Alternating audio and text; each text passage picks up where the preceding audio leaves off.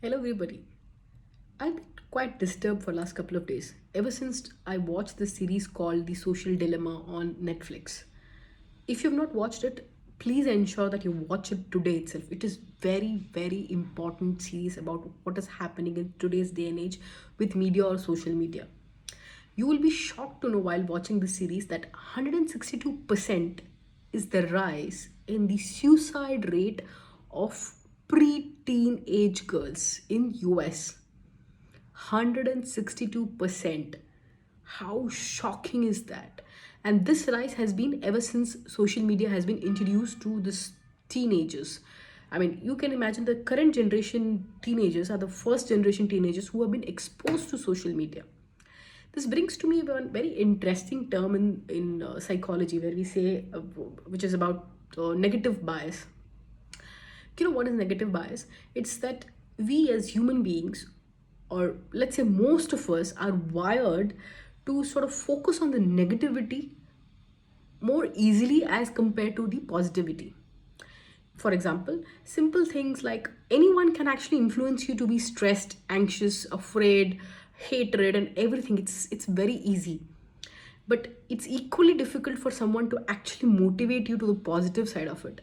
I mean, you actually need someone to take a lot of effort to help you to think positively, be happy and content and blissful about what you're doing, or blissful with your own life. That is how we have built ourselves over a period of time. And you know who's taking an advantage of this whole thing? Social media and the media. You will definitely realize that the moment you are watching something on one particular platform, say on Facebook, and the moment you switch it to Instagram or any other platform, similar news starts, is given to you, or it's sort of, they say that. Based on your previous searches, recommendations to you. I mean, even YouTube or any channel that way. So which means that the moment we start looking at a world from one particular angle, you are always forced to look at it from that angle only. Our cognitive behavior is suddenly compromised because we are not able to think from others perspective at all.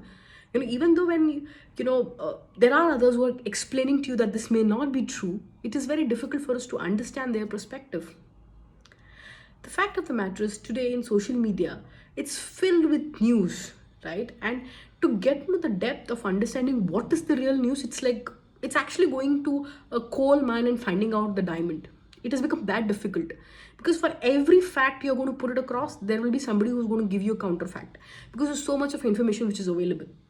Gone are those days when people used to come and tell you news. Today there are people who are only talking about their opinions in the media or social media or everywhere. I think I have now learned to only read news than others' opinions because that does not matter at all. To know what is happening around us is important, but to know what everybody's thinking about us is actually not important. Another thing is important over here is that how we are using social media. Now think about it. Earlier we used to use social media for probably connecting with people, being in touch with people, which is a great tool. Trust me, it's a great tool to connect, to meet, to be in touch with people who are living in two different countries. But the moment it starts spreading information or misinformation, it is actually polarizing all of us, right? It is actually bringing that kind of biasness between us. Now it is okay for somebody like matured person who's about 25, 30, who understands this biasness and then uses it to his or her advantage, but it is very harmful when a teenager is starting to use this.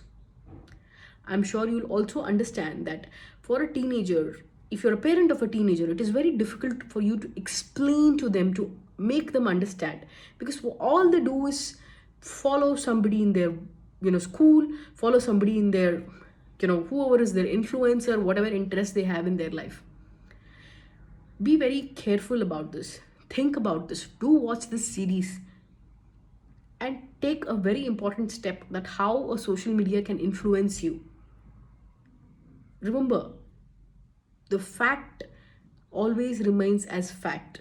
Nobody can influence, nobody should be able to influence your thought and your behaviors. And that's what today social media is doing. If you watch this series, you'll understand completely what I'm talking about. It's just a 1.5 hour documentary, But believe me, if you are somebody who's concerned about your kids, your society, do watch this series. Take care and let me know what you think about this. Bye bye.